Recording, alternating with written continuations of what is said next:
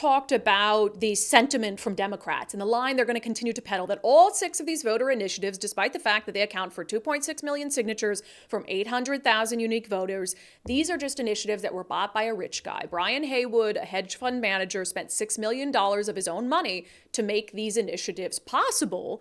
But of course, we know he's not buying his way onto the ballot, because no matter, you could be Jeff Bezos rich, and you can't buy your way onto a ballot.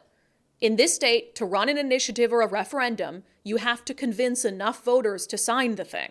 So it's incredibly disingenuous and very condescending to suggest it's about one rich guy, but we've now heard it multiple times. Here's the clips in case you forgot. House Speaker Lori Jenkins, and then just this week, Senator Emily Randall.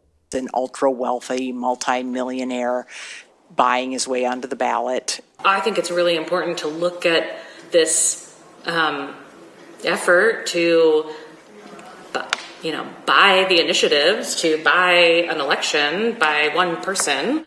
Yeah, and that's just, again, it's such a lie, and it's such a manipulation of reality. But the other thing I've said, and I told this to Lori Jenkins' face when she did the media availability before the legislative session, and she said that, I was like, well, did you have an issue with Paul Allen and Nick Hanauer dumping millions of dollars into the gun control initiative in 2018? And she sort of stuttered, and she's like, well, that was a kind of a Trump impression. Well, actually, that's a Trump impression of someone. I don't know who he was making an impression of. But, and probably Biden, yeah. And then, she acted like, well, yeah, that's an issue, but she never said anything about it. And we're going to see the exact same thing play out here over the next 9 months, because the no on these initiative campaigns are just starting to get up and running. And I'm going to tell you, you're going to see this stuff everywhere. They're going to spend a ton of money trying to defeat these initiatives. And Jerry Cornfield, who's with the Washington State Standard, he sent out a tweet yesterday saying he just noticed that Chris Stolte, co-founder of Tableau Software, gave $1 million to the campaign to defeat Initiative 2117, which is the one that would repeal the Climate Commitment Act, per PDC filings. Oh, I wonder if Lori Jenkins and Senator Emily Randall will speak out about him buying people's votes. It was also kind of cute that, who the second donation came from, Nicole? Well, of course. Well, I do, but Trudy Inslee. Precious. I kind of love that. Yeah, I kind of love that this is like her husband's champion policy. And she's like, I support you. And she gave $1,500. Well, come on, that's cute. Also Inslee's money. Well, that's fine. Well, yes. But I, as much as I totally just a way to get around it, don't support him as a governor and absolutely do not support the CCA, I think it's pretty adorable. No, he could. There's no reason he couldn't, I don't think, donate his own money. Well, it just looks bad. I don't think it looks bad. I think it looks like a wife. Yeah, that's what I mean. Instead of making it look bad, that Inslee is contributing to it, it now looks better because it's his wife. I don't know if there's a law against him contributing to it. No, I'd have to check on that. There might not be, but what I'm saying is that would look bad. If you said, that campaign is funded by Inslee, right? I see what you mean. But now you're like, it's cute. It's his wife. Trudy's adorable. I don't find it as cute. Can you go back to this graphic, though? Because the Northwest Progressive Institute shared that tweet from Jerry Cornfield. And the Northwest Progressive Institute, they're the ones who have been out there, they're testifying against reasonable protections for signature gatherers, as an example, and they've been losing their collective minds over these initiative efforts. They said, our movement is merely in the beginning stages of working to secure resources to build the best possible no campaigns against these initiatives. If you're ready to make a contribution, Stop Greed welcomes your support. So their campaign, their no campaign is going to be called Stop Greed. Didn't we tell you? It's the only argument they have. It's not an honest argument, but that's how they'll win everything. I mean, taxes against Amazon, tax Jeff Bezos, with no acknowledgement of all the little people who they claim to care about who are going to be hurt by things like that. But Stop Greed, I mean, in some ways that's perfect because, this is about stopping the government's greed. That's really what this is about. They believe progress directly equates to the amount of money that they're taking from you. Think about the amount of billions in new taxes that are reflected in the policies these initiatives seek to overturn. Just in the last 2 years, the government started collecting capital gains taxes. Just in the last year, the government started collecting more money than they ever imagined from the carbon auctions. That has obviously costs that have been passed along to you at the gas pump. Just this past summer, money started coming out of your paychecks for the long-term care program, which most of us don't even want and we're never going to use. So you have this greed that is at unprecedented levels from the government in the state of Washington. Yet they want to spin it and say this is about the greed of one man, completely ignoring the 800,000 voters who care about these things. It's insane. It's beyond my comprehension how people can believe stuff like that and how they don't look at the government as greedy. I get it. There's a lot of people on the left who are like, oh, the gap between rich and poor, and you have all these people who are making all this money, pay their fair share. But if you really care about greed, like unabashed, shameless greed, the government is culprit number one. And look, if they were taking all this money from us and they were doing remarkable things for the state of Washington, if we had this state where there was virtually no homelessness, crime was under control because we had fully staffed police departments, schools were excelling, they had high test scores, and we had all this stuff, I would almost be like, well, man, they really know how to use our money well. But they don't. It's insane.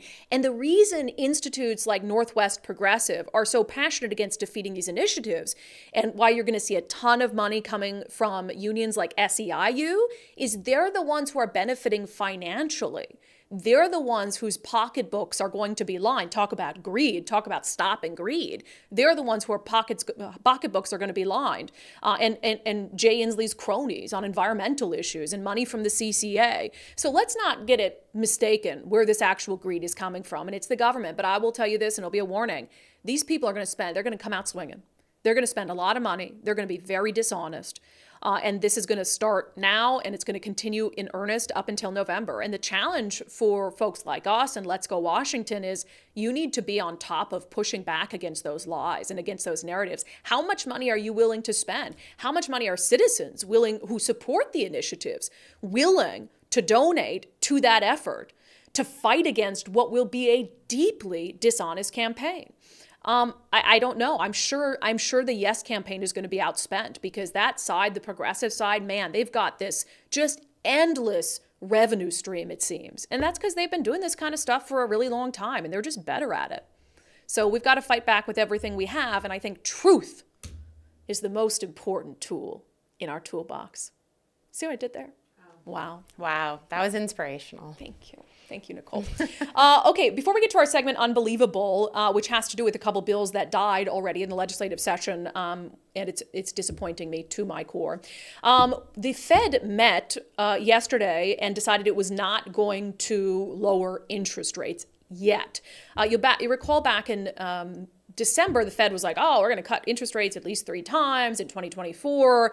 Well, they're starting to rethink things. Now, it's very possible they are still going to lower them moving into the spring, but for now, interest rates are going to stay steady. Wes Jones with sellwithwes.com and I have been talking about this because home sellers and home buyers really need to see interest rates come down. They've been a little bit high for too long, and as a result, the market has been stagnant.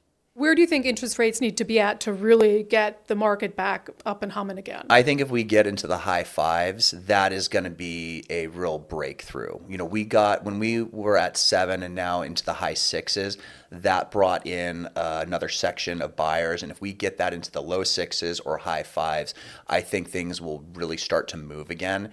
And, we're already seeing multiple offers in a lot of different price points and, different cities.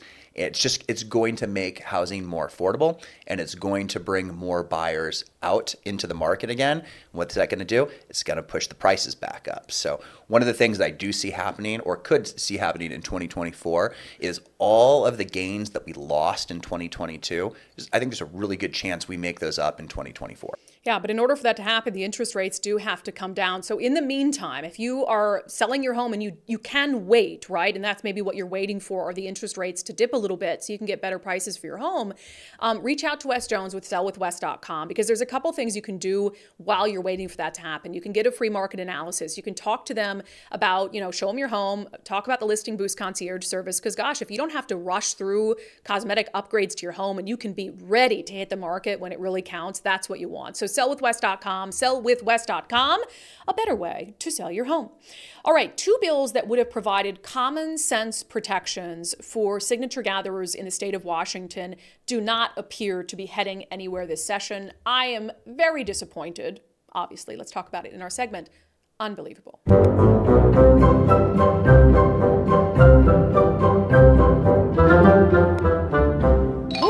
boo. I should have done a boo today because I'm just saddened. I'm saddened by the attacks on our democracy. And, when it comes to that, Democrats have, ever since January 6th talked about, oh, democracy's under attack and we need to protect it. And there's a lot of that I agreed with. I mean, I was thoroughly disgusted by January 6th and by any sort of effort to try to get the certification of the election stopped. I don't think Republicans would have been as friendly about what happened had it been left-wing rioters who were doing that if someone, they liked had lost the election. And so, I get that, but it loses all its meaning when you, from both sides, frankly, when you pick and choose what aspects of democracy that you value and that you respect and that you want to uphold. In the state of Washington, you can't go, if I'm going down the street and I'm dropping my ballot into a ballot drop box, someone can't come up to me and stop me in my tracks and try to convince me to change my vote.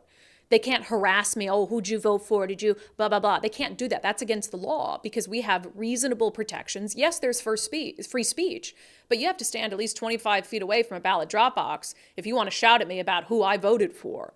And that is to try to make sure that citizens don't feel intimidated when they're participating in the democratic process, and we should all be in support of that.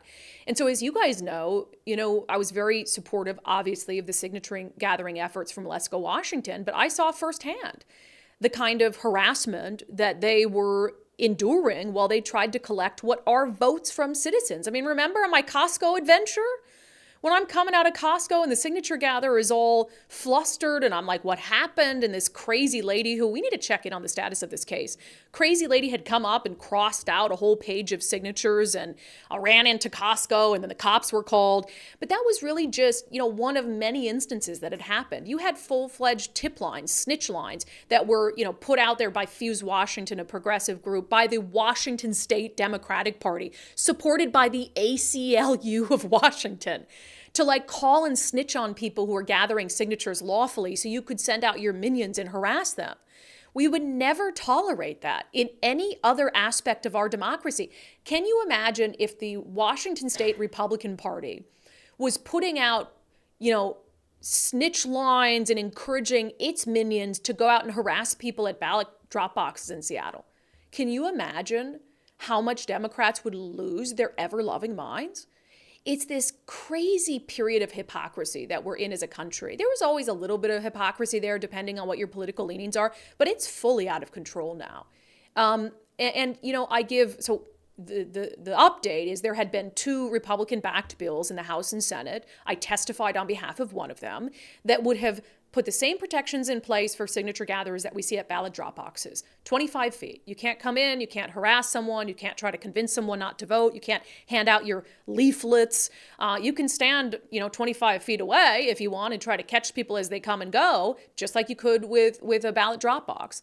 And these are not, one of them got a hearing, but they're not going anywhere, and they're dead for the session, essentially. And so that is incredibly disappointing because I just don't believe Democrats when they say they want to protect democracy. I'll give the Secretary of State's office a little bit of credit in saying that they did send someone on behalf of Steve Hobbs to testify in favor of I think it was the Senate. No, it was the House version of the bill.